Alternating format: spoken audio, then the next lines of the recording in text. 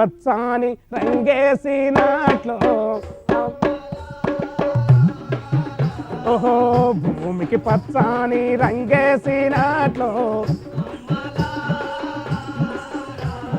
పైరు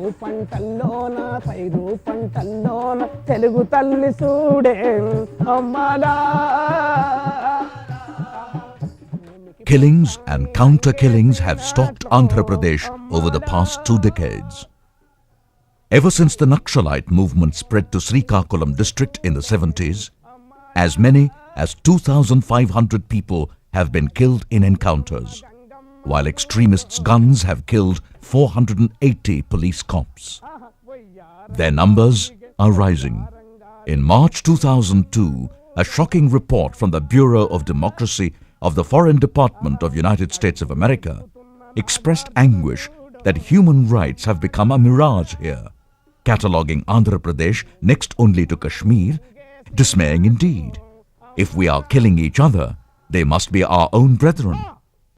This documentary is an attempt to understand the state of killings here. Born out of anguish because the movements tracing their identity to Naxalbari in West Bengal have enriched Telugu literature. Though violence has been their hallmark, there was this creative side which presented us thought-provoking literature. Why should these people kill?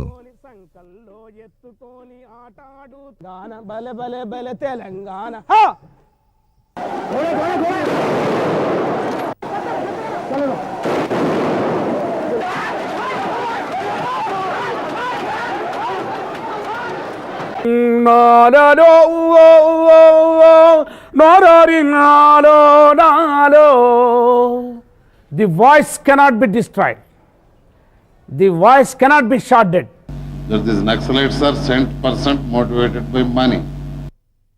భూమికి భయపెట్టి భయం ప్రచారం చేసి వాడు భయానికి లోనయ్యాడు. ఊళ్ళను చూసి భయపడ్డాడు, స్కూళ్ళను చూసి భయపడ్డాడు, నీళ్లను చూసి భయపడ్డాడు, నీడను చూసి భయపడ్డాడు. Naxalite problem, yes, it is a social problem which has law and order ramifications. ఇవాళ సాయుధ బలగాలను, ప్రభుత్వ సాయుధ బలగాలను చొరవగా మా ప్రాంతాలకు రానియకుండా మేము నిలువరించగలుగుతున్నాం. హింస తప్పు. Okay, in Telangana, it is mainly the question of land and the exploitation of people on the basis of feudalism, feudal practices and all that. And in this background, there have been so many movements right from the 40s or even prior to that. And this is a sequel to it in a way. దగా పడ్డ రైతన్న దండు గట్టి అమ్మాలా. నక్సల్బరి అనేటువంటి గ్రామంలో, ఆ పొరుగున ఉండేటువంటి గ్రామాలలో చారుమంది ఆదివాసులను సమాయత్తం చేశాడు. 10,000 మంది ఆదివాసులు నక్సల్బరి ప్రాంతంలో ఉండేటువంటి వేలాది ఎకరాల భూముల్లోకి వచ్చి ఈ భూమి మాది, ఈ భూమిని మేము స్వాధీనం చేసుకుంటున్నాము అని ప్రకటించారు. ఆ ప్రకటించడం కేవలం నాగళ్లు గట్టి మాత్రమే ప్రకటించలేదు. ఆనాటికి వాళ్ళ చేతిలో ఉండేటువంటి సంప్రదాయ ఆయుధాలైనటువంటి విల్లమ్ములు, నాటు తుపాకుల వంటి కూడా పట్టుకొని ఈ భూమి మీద మా అధికారం మేము ప్రకటించుకుంటున్నామని మే 23, 1967 నాడు ప్రకటించారు. మే 23 నుంచి మొదలుకొని 23, 24, 25 3 తేదీలు ఆ భూముల్లోనే ఉండి ఈ భూములను స్వాధీనం చేసుకున్నామని ప్రకటించుకున్నప్పుడు వాళ్ళ మీదకి పోలీసులతో కూడా కాల్పులు జరిపారు. ఆ కాల్పులలో 7 స్త్రీలు, 9 పిల్లలు మరణించారు. అట్లా ప్రారంభమైంది నక్సల్బరి రైతాంగ పోరాటం. If one comes to Andhra Pradesh, Srikakulam district, in fact the area which was then part of the Srikakulam movement is now in Vijayanagaram district, the Parvatipuram agency. In those days and even today, it is witness to a very bad conditions of exploitation of tribals by non-tribals, outsiders who come from outside the agency area, and that situation continues. So the situation in the Parvatipuram agency area was something which was receptive to the politics of Naxalites, and therefore a large number of tribals as well as students and intellectuals who were sympathetic to the cause of the tribals became sympathetic to the politics of the Naxalites. This has to be, the link has to be kept in mind. And the most unfortunate part of it is that the government of Andhra Pradesh, with the support of the state, Indian state, responded exclusively to the political decision, that is the violence part of it, and not to the social dimension of it.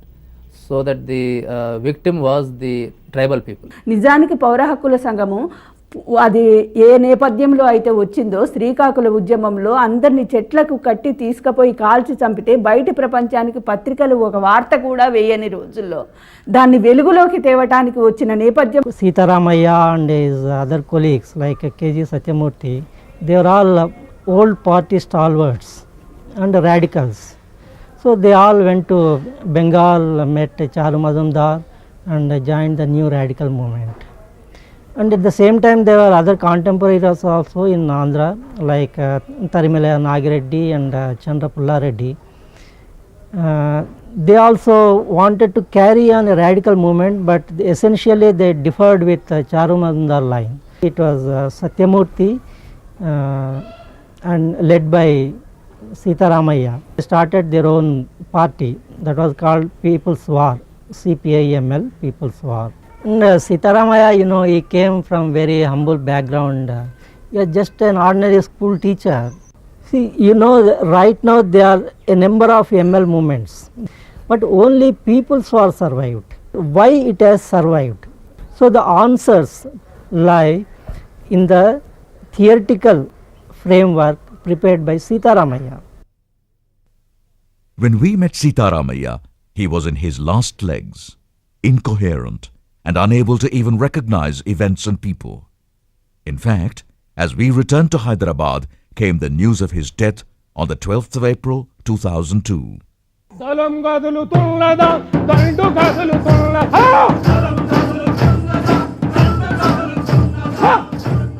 Our search into Telangana, the hotbed of Naxalite politics, led us to Nimmapalli in Karimnagar district. The state police have adopted Nimmapalli village as a model village to promote anti-extremism. But come night, the fear of extremists raiding the villages and police chasing them manifests all over its streets. By the 80s, the movement turned itself into a militant outfit, destroying government property, kidnapping officials, and introducing armed guerrillas into the movement. The People's War Group and many other militant groups have strayed away from Naxalbari ideals. Today, they talk only with guns. వీళ్ళు వచ్చి ఏమో ఎవరిని ఒక్కళ్ళని కొట్టిపోదురు. ఎక్కడ ఏ ఊరికి వెళ్ళ తెచ్చి ఈడ ఈ ముగ్గురు రాగొట్టిపోయారు. వాళ్ళు వచ్చి మమ్మల్ని అందరినీ పట్టుకపోవడం సార్. దత్తత గ్రామం అని వాళ్ళు కాపాడుకుంటుర్రో మనల్ని కాపాడుతుండ్రో అది మనకు ఇది కానీ ఇప్పటి వరకు అయితే మేలే ఉంది. అదే మొట్టమొదలు ఎస్సీలది ఒక 25 ఎకరాల భూమి ఉండేది. అయితే అప్పుడు మా తాతలు మాయలు అమాయకులు కాబట్టి దొరేం చేసిండే పట్ట అయినా కానీ వీళ్ళకు ఎస్సీలకు తెలియకుండా దాన్ని పట్టను కప్పిపెట్టి ఒక దానం ఇచ్చినట్టుగా నాకు ఇంత పని చేస్తే మీరు 25 ఎకరాలు దున్నుకుంటానికి ఇస్తున్నా మీకు అని వీళ్ళకు మాయమాటలు చెప్పి అది దున్నిపించుకుంటూ వీళ్ళతోటి మొత్తానికి ఎట్టి చేయించుకున్నాడు భాస్కర్రావు తండ్రి భాస్కర్రావు. అప్పుడు ఆయన మీద ఢీకొనాలంటే ఇలా ఢీకొనలేకపోయినారు. ఎందుకంటే చాలా వెనకబడ్డం కాబట్టి ఆయటి ముంగట భూమి దున్నడానికి ఎస్సీలందరూ నాగలు కట్టుకుని పోతే భాస్కర్రావు తమ్ముడు ట్రాక్టర్ తీసుకుపోయి వాళ్ళందరినీ తొక్కియాలన్న ఆలోచనతో ఉరికిపించాడు. ఉరికిపించి మరి దొర మా భూమి మీరు ఎందుకు దున్నుతున్నారు అంటే ఎందుకంటే మీ అమ్మలు మా దగ్గర మా నాయనల దగ్గర ఉన్నారు కాబట్టి మేము భూమి ఇచ్చినాం, ఇప్పుడు మీ వాళ్ళు మా దగ్గరికి అత్తలేరు కాబట్టి మేము భూమి ఇవ్వన్న మాట మాట్లాడినాక అప్పుడు మొత్తం ఎస్సీలు తిరుగుబాటు చేసి రాళ్ళతోటి కొట్టిరు హనుమంతరావును. రాళ్ళతోటి కొట్టినాక హనుమంతరావు సోదపిపోయినాక వెళ్ళిపోయినాక తతిమల్ల ఈ సానుభూతి పరుల మీద ఇప్పుడు ఎస్సీలకు ఎంతమంది సానుభూతి ఉన్నారో వాళ్ళందరి మీద ఒక పార్టీ నక్సలైట్ కేసు పెట్టిండు. అయితే అట్లా రాంగపోంగా ఒక 2 సార్లు నరసింహారెడ్డి అని ఒక నాయకుడు కనిపించాడు. ఇక్కడ మానాలకి ఇట్టట్టు పోంగా తొవ్వంటి కనిపిస్తే దాంతో ఒకసారి 2 సార్లు మాట్లాడినాం. సానుభూతిగా మాట్లాడినందుకు పార్టీ వాళ్ళకు వీళ్ళకి సంబంధం ఉందని కేసులు కూడా పెట్టి 2-3 సార్లు పోలీసు వాళ్ళతో కొట్టించిండు. Even as the land labourers blasted the feudatory's house, the feudal landlord left the village permanently and in the process labelled his enemies as Naxalites. Where is poverty? Poverty is not there in Jagtyal, Medpalli. Ironically, the most backward region of Telangana is Mahabubnagar and Medak, whereas this thing has started in Peddapalli, Sirsila area of Karimnagar, which is very rich. There is Telugu. That Pochampad water is there. If you happen to go there, you will find it is comparable to coastal belt of Andhra. The tribal people who honestly felt that after about 25 years of participation in the democratic process, they didn't get anything much out of it. and therefore they become sympathetic to Naxalite politics. They became the victims. Their houses were burnt, villages were devastated. They were asked to leave Andhra Pradesh and migrate to Orissa. It was a very bad situation. A lot of them were picked up and shot dead. And that was when the term encounter came into existence, entered the dictionary. Now it has become part of the police language of India. So that today, any part of India you go, people understand what is meant by encounter. It began in Andhra Pradesh.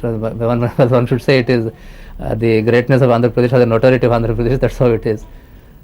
Picking up a person and shooting him dead and saying that he died in an exchange of fire, that started at that time. They are not fake at all. The very word means you encounter something unexpectedly, then you react as your brain dictates you to do. There is no reason to think. There is no time to think. You have to react. Ignore the social and economic dimension of the Naxalite issue. Look only at violence. Now, if you ignore a substantial dimension of the movement and look only at one part of it, then anything you do to tackle the limited part which you are willing to look at will also fail. Yeah, right. Now, for police, we are not bothered about the reasons for committing crime. We want to combat crime. Now, a dacoit will say, I am poverty stricken, I do it. A prostitute will say, poverty, I do it. So a smuggler will also say, smuggler of arms, opium, he will say poverty, let me do it. We do it like that. హింస తప్పు, రాజ్యహింస మరీ తప్పు, ప్రతిహింస తప్పు కాదు. హింస రాజ్యహింస చేసింది హిరణ్యకశిపుడు. దానికి అసమ్మతి నిరసన ధిక్కారం తెలిపినవాడు ప్రహ్లాదుడు.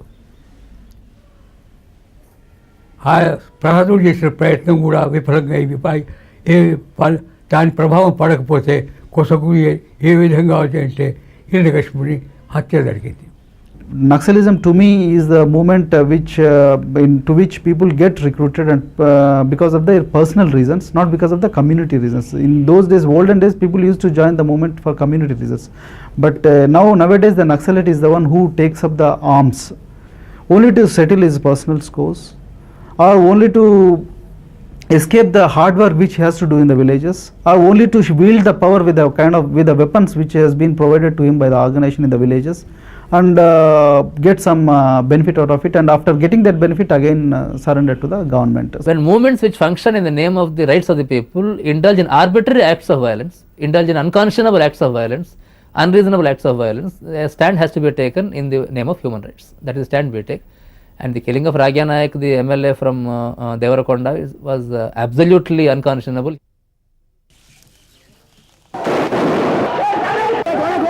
He never had a bad reputation. He was never known to be anti-tribal or anti-poor. And though they apologized saying that we are sorry we killed him, they didn't say why they killed him. What was the reason why the mistake happened? After all, there has to be some reason for a mistake also. And if they say that our local cadre misunderstood his deeds and wrongly thought he was a bad man, they didn't say so. If they didn't say our local cadre mistook him for somebody else and killed him, they didn't say so. So it's just a case that something happens. If it is unpalatable, you say I am sorry. You don't even explain why it happened. That kind of a thing cannot be permitted in a party which functions in the name of the people and for the liberation of the people from their oppression and exploitation. That is impermissible. Inauguration of this temple led Congress MLA Ragya Nayak to this remote village. The temple itself appears like an alien construction planted here. It is here, as he was relishing his lunch after the yajna, that PWG militants struck him, killing him instantly, later apologizing for the mistake they committed. Apparently, they wanted to kill a minister who never turned up. గుడిసె నుంచి బయటికి వచ్చిండు. బయటికి వచ్చే వరకు ఇట్లా గల్ల పట్టుకుండు, ఒక ఆయన గల్ల పట్టుకుండు, ఒక పక్కన నుంచి ఏమో ఒక నిమిషం కూడా టైం ఇవ్వలే, మన వరకు వేసేసారు. అలా వచ్చే వరకు అటెండ్ ఉండే మొత్తం రక్తం అయింది. నేను పచ్చి నీళ్ళు కడుతున్నా, అయ్యా ఇక్కడ కాలుతో నా భార్య వచ్చింది అక్కడికి, నువ్వు సరిపచ్చినే అయితే అక్కడికి వస్తే ఏమన్నారంటే, అరే పటపట కాలుతురా అని చెప్పాను. అరే మళ్ళీ కాలుతాడు జయంతి పండగకి అని చెప్పి కూడా అక్కడ ఒక 3 గంటలు కూడా 20 రోజుల దాకా కూడా అసలు చేమ కూడా ముట్టుకోలే ఆ అన్నం. చనిపోయిన తర్వాత చెప్తే నేను సరే మా నాన్న అన్యాయంగా చంపేశారు.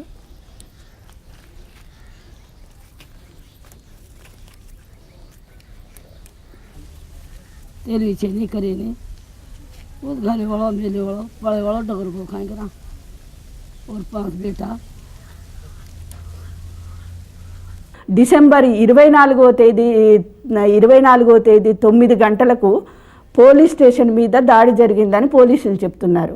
కానీ 24వ తేదీ సాయంకాలం 5 గంటలకే తొర్రూరు అని వరంగల్కి ఒక 60 కిలోమీటర్ల దూరంలో ఉన్న ఊరి నుంచి 5 గంటలకే ఐలయ్య అని పాటలు పాడే వ్యక్తి, అతను తెలంగాణ కళా సమితి, ఆ అబ్బాయిని అతనికి ప్రభుత్వము డబ్బులు శాంక్షన్ చేసింది, నీకు గవర్నమెంటు, నువ్వు గుండె జబ్బు అని పెట్టుకున్నావు. అతని దుకాణం దగ్గర నుంచి పట్టుకొచ్చి 5 గంటలకు పట్టుకొచ్చిన అతన్ని 9 గంటల పోలీస్ స్టేషన్లో బ్లాస్ట్లో ఉండి పారిపోతుంటే కాల్చి చంపాము అని చెప్తున్నారు. అట్లనే చంద్రశేఖర్, వీళ్ళందరూ, ఇంకా చంద్రశేఖర్ టీచర్, అతని మీద కేసులు పెట్టి పోలీస్ స్టేషన్లో సంతకాలు పెట్టించుకుంటున్నారు. దాదాపు 4 కేసులు కొట్టుడు పోయినాయి. ఇంకో సురేందర్ అనే వ్యక్తి మీద కూడా కేసులు కొట్టుడు పోయినాయి. అంటే ఈ కేసులు ఇక పోతాయేమో, వీళ్ళు మా చేతుల్లో చిక్కరేమో అని తీసుకుపోయి అదే రోజు రాత్రి 10 మంది ఇండ్ల మీద పోలీసులు దాడి చేశారు. ఈ 10 మందిలో ఎంతమంది చిక్కితే అంతమందిని కూడా ఎన్కౌంటర్ అనేవాళ్ళు. 4 చిక్కారు కాబట్టి 4 ఎన్కౌంటర్ అన్నారు.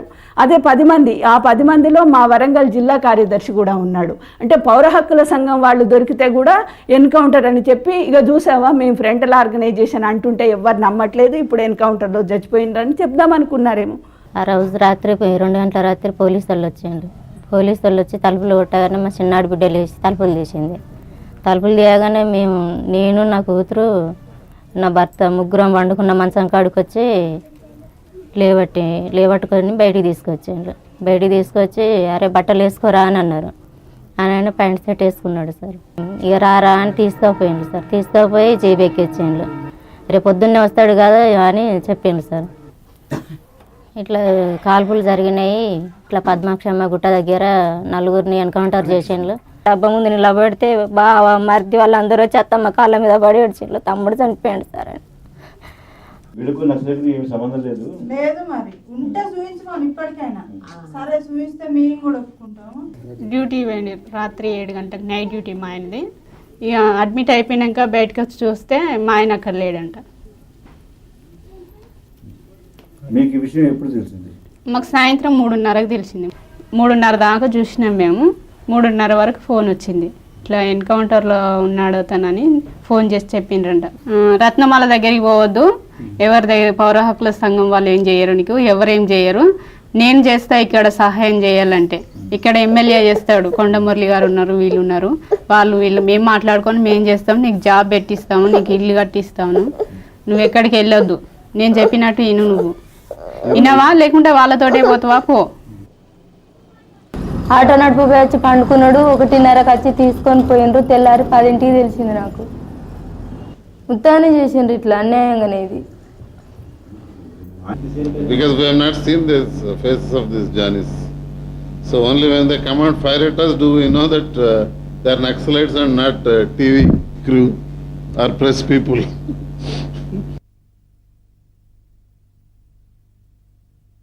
Any state which has to fight the armed insurrection, armed rebellion, has to provide some benefits, because we are doing all these things beyond the call of duty. We are risking ourselves. We are not, this is not a normal policing. This is a kind of militarized policing, where a civil police cannot visualize fighting a war in jungles with a guerrilla type of organization. Whom are you attacking? Is there any particular leadership that you are aiming, or is it a faceless, just an organization? Is it? PWG has a definite structure. So they have a central committee, they have state committees, they have district committees, and they have squad area committees, and they have local guerrilla squads. All of them, they indulge in all these kind of activities. So they have a formal structure. So whatever operations we do, whether military operations and psychological operations, they are aimed at this structure only. And the second stage of operations, they are aimed at the militant structure which support this base structure. So definitely it has a face, and we know who are all the leaders, we know where are they moving and what are their areas of operation. Ramakrishna, State Level Secretary of CPI ML, People's War Group, is a media savvy person. వాళ్ళ సామ్రాజ్యవాదం మరింతగా ప్రజలని అది దరిద్రంలోకి నెట్టివేస్తున్నది. మరింతగా అది తన తను కూల్చేసేటువంటి శత్రువులు తయారు చేసుకుంటున్నది. అంటే పీడిత ప్రజల యొక్క కోపానికి అది తప్పనిసరిగా గురి కాక తప్పదనేటువంటిది మేము చెప్పదలుచుకున్నది. ఇంకా మా సైన్యం అనేటువంటిది వాళ్ళ చాలా ప్రాథమిక దశలోనే ఉంది. దీన్ని డెవలప్ చేసుకోవడం ద్వారానే ప్రజలు వాళ్ళ రాజ్యాధికారాన్ని, వాళ్ళ సమస్యల్ని అన్నిటినీ కూడా సాల్వ్ చేసుకుంటారు అనేటువంటి విషయాన్ని అర్థం చేయించగలుగుతున్నాం. ఇంకా మమ్మల్ని అణిచివేయడానికి పెద్ద ఎత్తున సాయుధ బలగాల్ని సమీకరించుకోవటం, ఆయుధాలను సమీకరించుకోవటం, అట్లనే కమాండ్స్ లాంటివి, సెంట్రల్ కమాండ్స్ లాంటివి ఏర్పాటు చేసుకోవడం, ఇవన్నీ చేస్తున్నాయి. ఎందుకు చేస్తున్నాయి? ఇది వాస్తవం కాదు. ఇది పాలక వర్గాలకు, పోలీసులకు భయం గొల్పేటువంటి విషయం. అందుకనే దీని మీద వాళ్ళు చాలా దీర్ఘకాలికమైన పథకాలు, పెద్ద ఎత్తున యాక్షన్ ప్లాన్స్ రూపొందించుకొని దీన్ని దెబ్బతీయడానికి సన్నాహకాలు చేసుకుంటున్నారు. రాజకీయాలుగా పొలిటికల్ ఉపన్యాసాల ద్వారా చెప్తే అర్థం కాదనే భావంతో డిఫరెంట్ ప్రజలకి అలవాటైన ఫారం ద్వారా రాజకీయాలని ప్రజానీకంలోకి తీసుకెళ్ళాలి, వాళ్ళ హృదయాలకు చొప్పింప చేయాలని లక్ష్య సాధనే. అందుకే నక్సల్బరీ విప్లవంతో పాటు కళలు, సంస్కృతి వికసించడం అనేది కూడా చాలా ఉవ్వెత్తున ఒక అప్సర్జ్ లాగా వచ్చింది. స్వయంగా అప్పటి వరకు గొప్ప నాటకర్తగా పేరున్నటువంటి ఉత్పల్ దత్, తీరు కల్లోలు నాటకాలను రాసినటువంటి ఉత్పల్ దత్, నేను చారుమేందార్ చరణాల దగ్గర కళ గురించి తెలుసుకున్నాను అని ప్రకటించాడు. ఏ సాహిత్యమైనా ఆకాశం నుంచి ఊడిపడేది కాదు. దానికి ఒక సామాజిక సందర్భం, నేపథ్యం ఉంటుంది. గతంలో వచ్చిన సాహిత్యం కానీ, ఇప్పుడు వస్తున్న సాహిత్యం కానీ, కవిత్వం కావచ్చు, కథ కావచ్చు, నవల కావచ్చు, నాటకం కావచ్చు, వాటి నుంచి వచ్చేటువంటి విమర్శ కావచ్చు, ఒక సామాజిక సన్నివేశం నుంచి వస్తుందనేది జగద్విదితం. అయితే గత 35 ఏళ్లుగా తెలంగాణ ప్రాంతంలో వస్తున్న సాహిత్యం, కవిత్వం ముఖ్యంగా, కథ, నవల, విమర్శకి నేపథ్యం ఇక్కడ జరుగుతున్న ప్రజా ఉద్యమాలే, భూపోరాటాలే. కవిత్వాన్ని గురించి నేను మాట్లాడదలుచుకుంటే 3 రకాలుగా మనం విభజించుకోవచ్చు.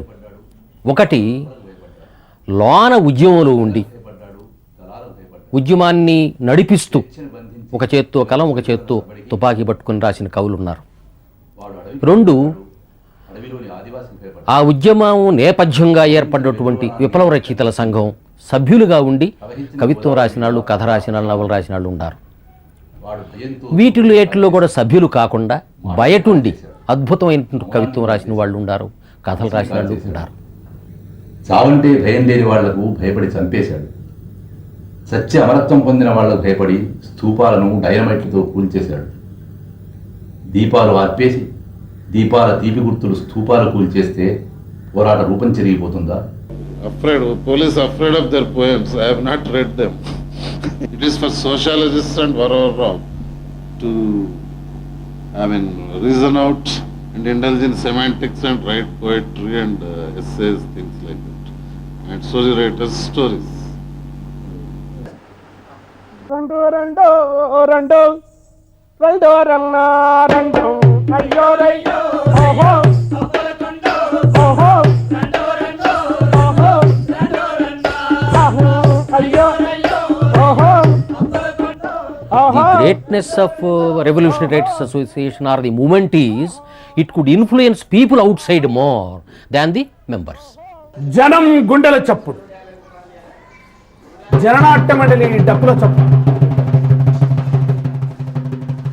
జననాట్య మండలి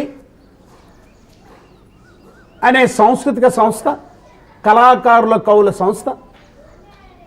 ఇది ప్రారంభము కాదు, ఇది ముగింపుగా.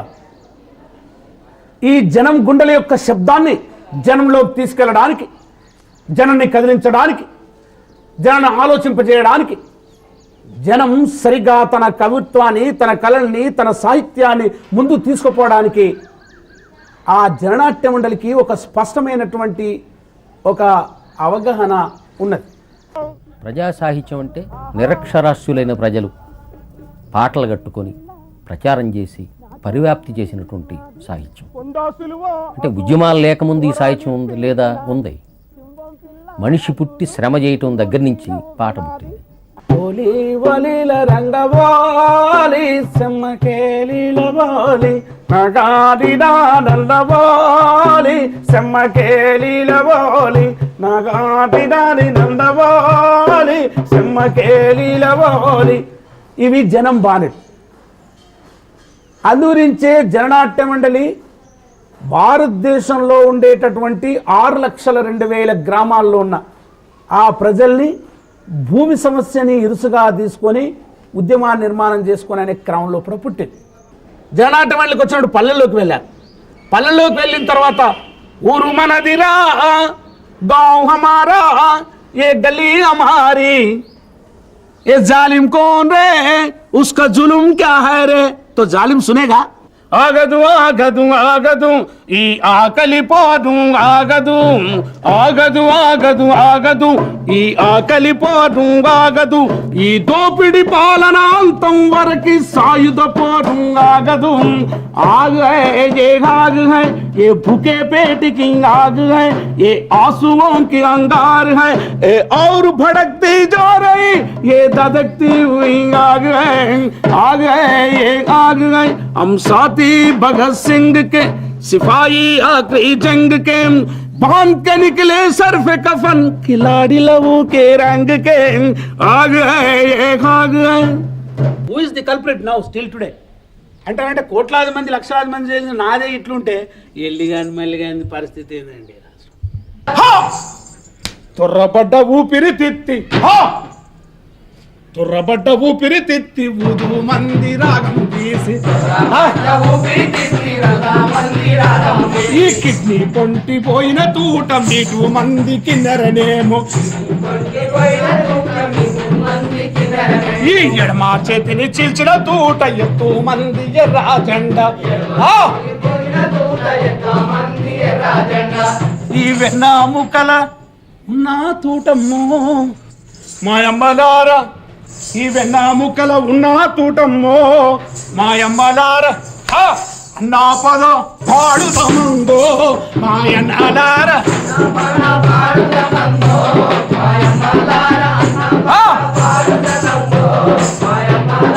And you can't have police talking about a war with citizens.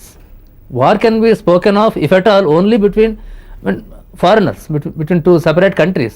Then our DIG said we have, it is a people's war, they themselves call people's war group. Anything less than war will be demeaning to them, I think. Police cannot talk of war with citizens. They are citizens of this country.